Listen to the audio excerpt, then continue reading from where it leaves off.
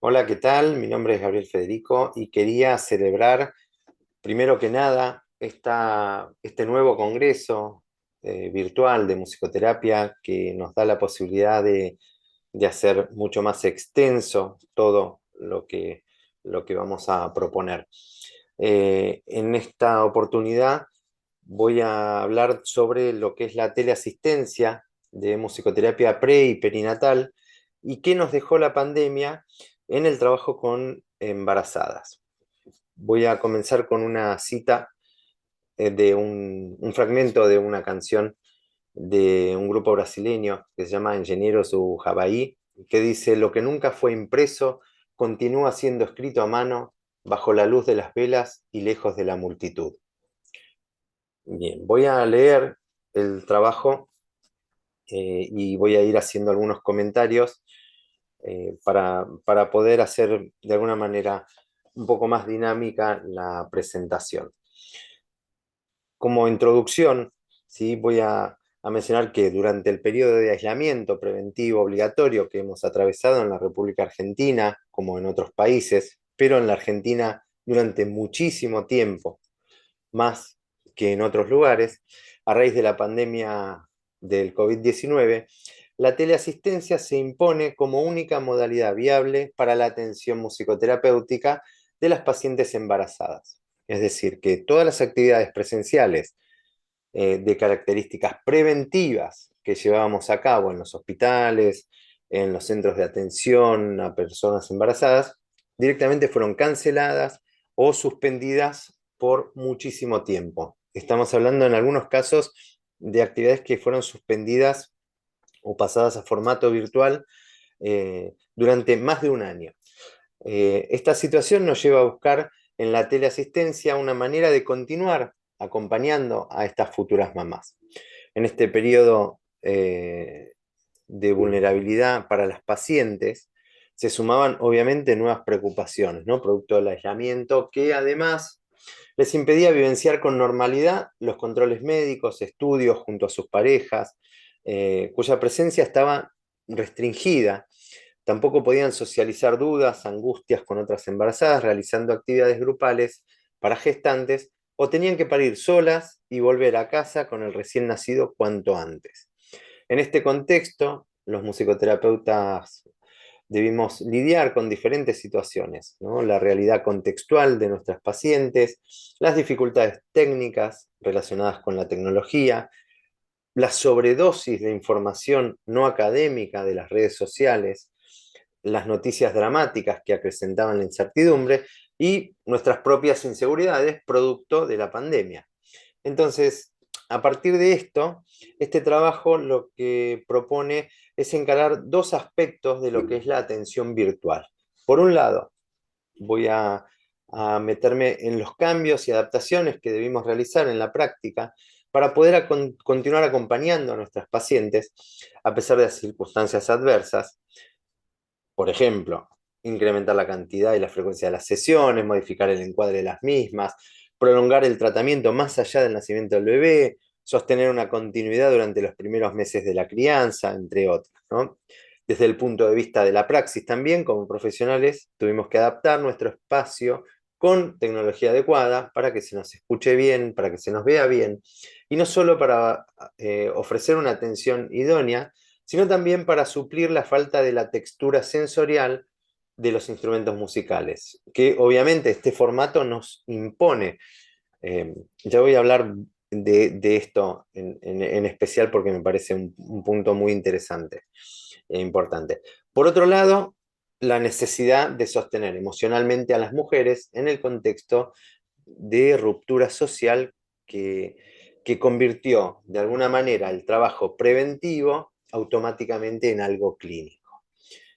Esta modalidad de teleasistencia vino para quedarse y transformarse en una modalidad de atención que creo yo deberíamos comenzar a incorporar en las formaciones académicas y profesionales en nuestras universidades o en las casas de estudio donde se formen musicoterapeutas.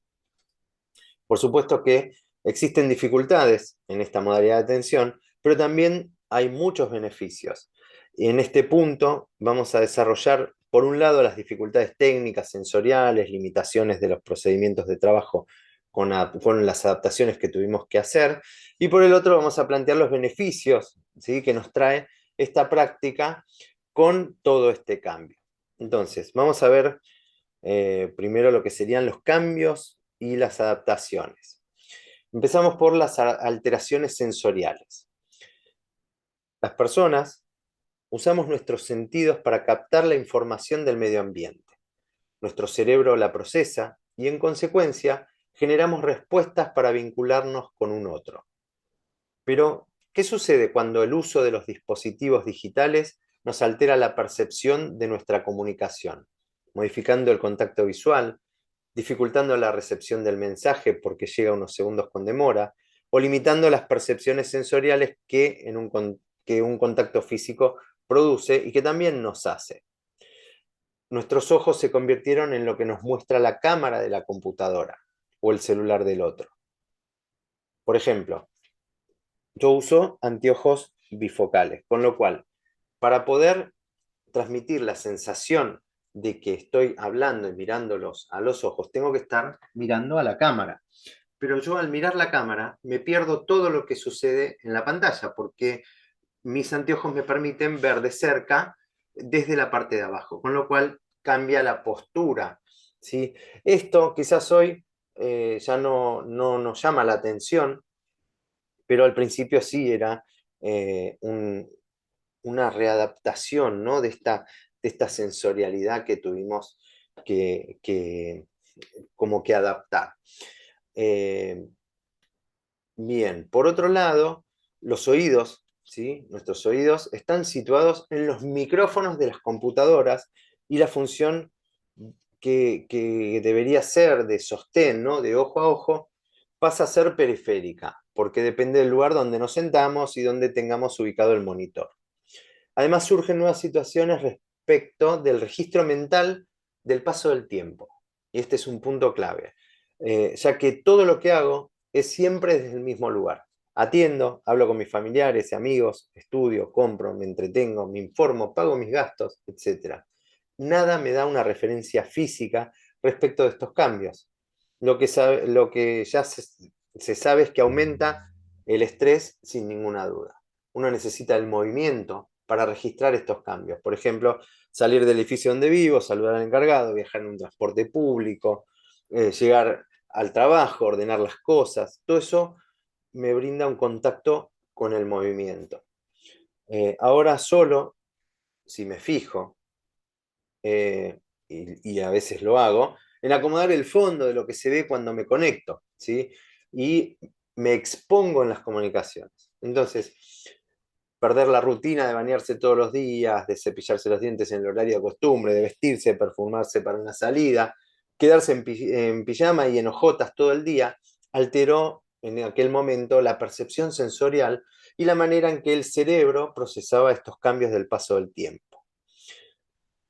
Más aún en el caso del embarazo, ¿sí?, donde no estaba la referencia social que vamos a ver como una limitación más un poquito más adelante. Los terapeutas debimos continuar trabajando con nuestros pacientes en modalidad distancia.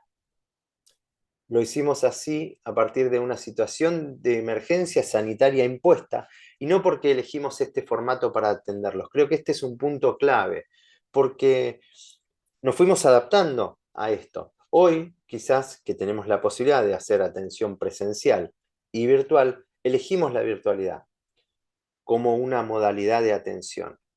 Eh, pero en ese momento había que solucionar el tema, había que suplir las necesidades de nuestros pacientes con estos dispositivos o de esta forma. Con lo cual nos llevó a modificar en parte objetivos de tratamiento, ¿no?, y tener nuevas consideraciones sobre las necesidades que se iban sumando.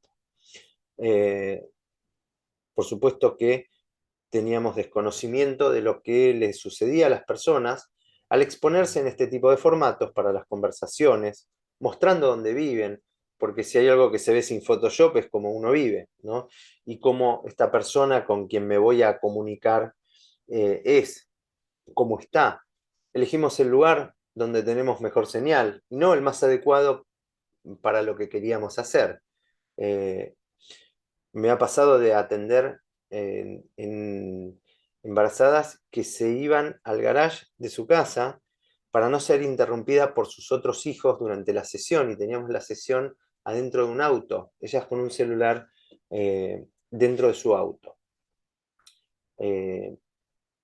También los mismos dispositivos fueron modificándose y fueron cambiando y dándonos otras posibilidades. Por ejemplo, aparecieron los filtros, filtros de fondo de pantalla, como para ir incorporando alternativas que hacían de alguna manera esta experiencia un poco más amigable de lo que la estábamos vivenciando. Algunas de las limitaciones técnicas, ¿sí?, que me gustaría que hablemos, tiene que ver con que un dispositivo electrónico es una ventana en donde vamos a generar un intercambio. Es el lugar en donde se propone y se recibe la información que luego se procesa, se analiza, se interpreta y se devuelve. Hay que considerar este espacio virtual que tiene un sentido, o mejor dicho, cobra sentido, si logra impactar en la otra persona, en este caso en nuestras pacientes, para que se sientan mejor. En una computadora, teléfono celular o una tablet, no se ve el embarazo. Entonces, perdemos la referencia del paso del tiempo, y esto en la segunda mitad de la gestación tiene un impacto muy importante sobre lo que es la esfera emocional de la futura mamá. No se ve el crecimiento de la panza, la proxemia que ella tiene con su bebé, si lo acaricia, si se hace mimos, cómo es su postura, si tiene retención de líquido y está hinchada, si se agita al caminar, si está muy dolorida, si hay alguna postura que, que, que le beneficia más que otra porque siente realmente dolor, si tiene alguna marca de moretón producto de la aplicación de heparina, que es una medicación anticoagulante, en fin, diferentes características que en persona podríamos observar simplemente recibiéndolas y ver cómo ingresan al consultorio. Desde lo social, las limitaciones estaban, eh, creo que lo central tiene que ver con el intercambio entre pares, ¿no?, que se vio limitado. Esta situación que se da en el trabajo con las embarazadas, donde no está la previa de los grupos, ni el encuentro a la salida de los talleres, ¿no? Por lo que uno de los recursos que encontramos a esta limitación social, más allá de las que todas y todos conocemos, o fue la de ofrecerles un espacio virtual que compense esa falta. Es decir, terminamos la sesión, le pasaba para que sea el que maneje el Zoom a alguno de los participantes, a alguna de las participantes, y me retiraba. Esto ayudó de alguna manera a compensar ese espacio de falta, porque les permitía quedarse hablando en el mismo Zoom sin que el profesional estuviera presente en la actividad. Digo, preguntas como, o observaciones entre pares, ¿no? De cómo te creció la panza, o seguro que es nena porque está redondeada, o varón porque está en punta. Este, faltaron en la feria, en el mercado, en el banco, en la propia familia extensa, ¿sí? Lo mismo que las recomendaciones o las sugerencias que suelen intercambiarse en los grupos. En relación a las limitaciones de la práctica específicamente musicoterapéutica, me encontré con que en la musicoterapia focal obstétrica, que es la modalidad que desarrollé y que vengo trabajando hace ya 30 años, existen diferentes procedimientos, entre los cuales algunos son activos y otros receptivos, ¿sí? Siendo este último grupo los que obviamente más se adecuaron a la experiencia de teleasistencia, es decir, la relajación a través del movimiento, la creación de canciones de bienvenida, las visualizaciones creativas con música, tomaron así como un rol protagónico en lo que es la participación para la aplicación de procedimientos. crear experiencias sensoriales a través de un masaje vibracional, un baño sonoro, fue, diríamos, imposible. Fue tan difícil como una improvisación dirigida con instrumentos musicales cuando en la casa de la embarazada no había ninguno. Entonces, tuvimos que adaptar también a los cambios de horarios, que en algunos casos era por convivencia con otros hijos o la utilización de dispositivos para el trabajo de la pareja o las actividades del colegio, en fin, muchas de estas modificaciones. Y por supuesto que el trabajo individual se convierte en un apoyo enorme a nivel emocional para las mamás, pero también nos permite acompañar en los procesos de trabajo, en los procesos de trabajo de parto, de una manera muy activa, como también en la orientación y la estimulación inicial de sus bebés en estos primeros meses de vida. Porque si hay algo que nos permitió la virtualidad es tener una sesión un día y en la siguiente sesión poder tener la sesión justamente con la mamá y su bebé en brazos, ¿no? Eh, Ahora lo que quisiera es dar algunas ideas sobre las características técnicas y compensatorias que podríamos pensar para la práctica. Entonces, contar con una buena conexión de Internet para asegurarnos que la conexión no se interrumpa y que tengamos un intercambio más fluido, porque realmente la musicalidad sincrónica es un desafío que todavía no lo podemos solucionar, digo desde lo técnico. Tener un buen micrófono para que el audio nuestro y lo que toquemos se capte mucho mejor y a su vez solicitarle a nuestra paciente embarazada que tenga un parlante o un dispositivo que le permita una mejor recepción de nuestra voz y de la música que utilizaremos o haremos. Hacer pruebas para testear y confirmar que nos oigan bien cuando hay música de fondo. ¿Sí? Esto es importantísimo. Por otro lado, ubicar el dispositivo de manera que la podamos ver y que nos vea mejor, tratando de que, no sé, si trabajamos sobre una mesa, estemos a la altura de su cara, y no que tengamos que mirar para arriba, para abajo, ¿no? Alterando la percepción y dando diferentes sensaciones como de autoridad o de sumisión. Solicitar que se fije nuestra imagen en la pantalla del paciente para que nos vea lo más cercano y a nuestro tamaño posible. Y específicamente, que no utilice auriculares, si se puede, por supuesto. Porque la experiencia sonora de esta manera sería solamente para ella y no para su bebé. Además de que el estar con auriculares aísla a la mamá de la situación que hay en el entorno. Ella nos escucha a nosotros, pero nosotros también escuchamos todo lo que pasa alrededor. Si tiene un perro, si hay otro niño que está llorando o la está llamando, o si pasa algo en donde está para poder no tener esa interferencia.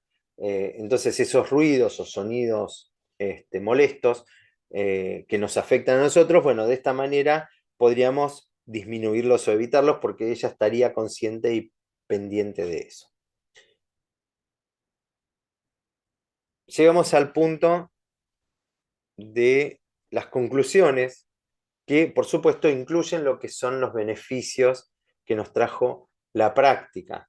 ¿Sí? Esta modalidad también nos trae muchos beneficios. Entonces, voy a tratar de hacer una especie de síntesis, de cierre, compartiendo estos hallazgos.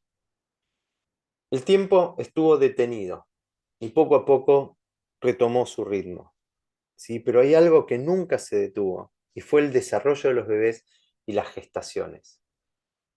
Fue enorme el desafío de buscar humanizar las redes sociales, tratar de encontrar alternativas donde las personas se pudieran ver cara a cara en los grupos de Zoom, es decir, con la cámara encendida. Pero el cambio más significativo que pude encontrar, más allá de todas estas adaptaciones que se realizaron, es que toda la propuesta musicoterapéutica prenatal que existía hasta el momento en que inicia la pandemia estaba pensada desde un enfoque presencial.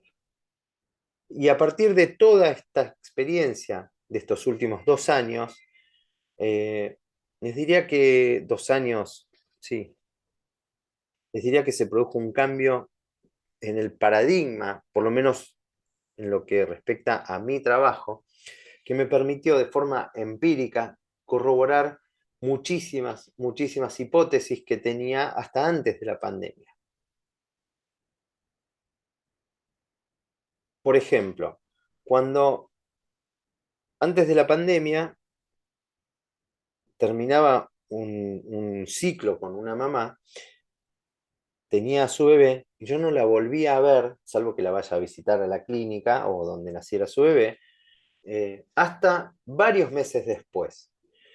Y por distintos motivos, porque una mamá no saca a su recién nacido si hace mucho frío, si está lloviendo, si hace mucho calor, o porque todavía no se acostumbró o se está adaptando a la nueva situación. Entonces, las salidas de la casa son muy limitadas.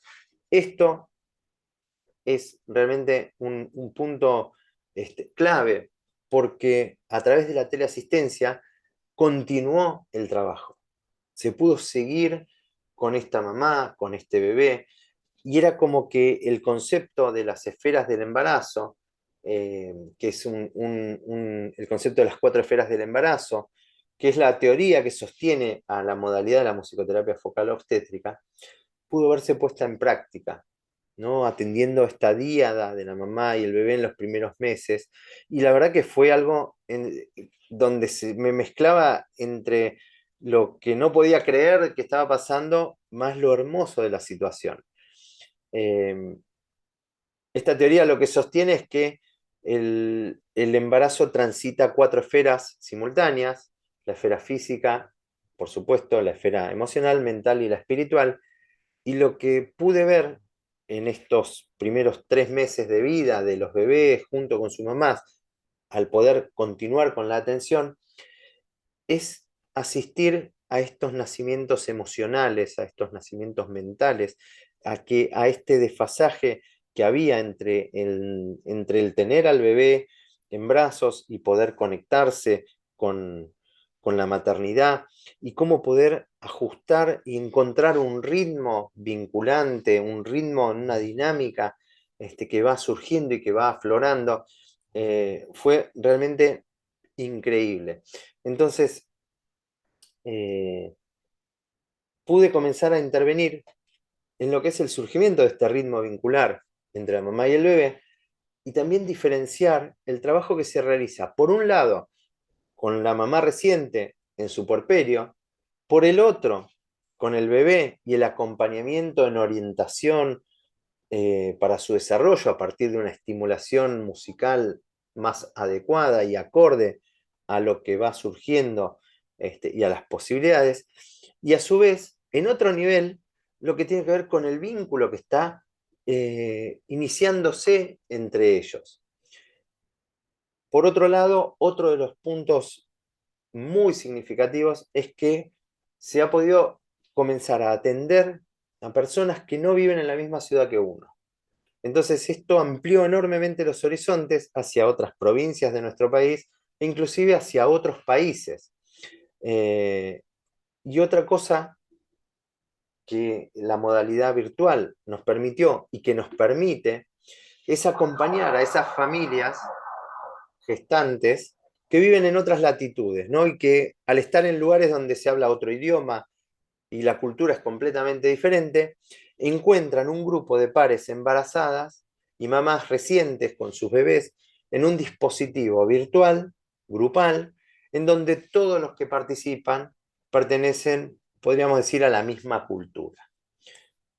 Para cerrar, digo, la atención de la musicoterapia prenatal claramente se extendió a un terreno que hoy podemos denominar como musicoterapia pre y perinatal. Quienes trabajamos en el mundo de la musicoterapia obstétrica, acompañamos también en estos primeros meses de vida a los bebés, y creo que es un área que todo musicoterapeuta debería de experimentar, inclusive para pensar si trabaja con cualquier otra especialidad. Es un área de trabajo que desde la perspectiva preventiva va a permitir un ida y vuelta muy, muy importante, nos va a llenar emocionalmente, vamos a poder acompañar el desarrollo de los niños, y desde la parte clínica es un área tan difícil como cualquier otra. Trabajar en el área de infertilidad, trabajar desde nuevas perspectivas de género, trabajar con embarazadas con alteraciones o problemáticas de salud mental, trabajar con embarazadas con alguna discapacidad o con embarazadas adolescentes, son diferentes especialidades que ameritan una formación particular. Con esto concluyo la presentación. Espero poder haber traído un material que pudiéramos y que podamos seguir compartiendo, debatiendo, y para cerrar, sí, pensemos a la modalidad virtual como una forma de atención nueva, eh, y que nos permita trascender las paredes de nuestro consultorio. Muchas gracias.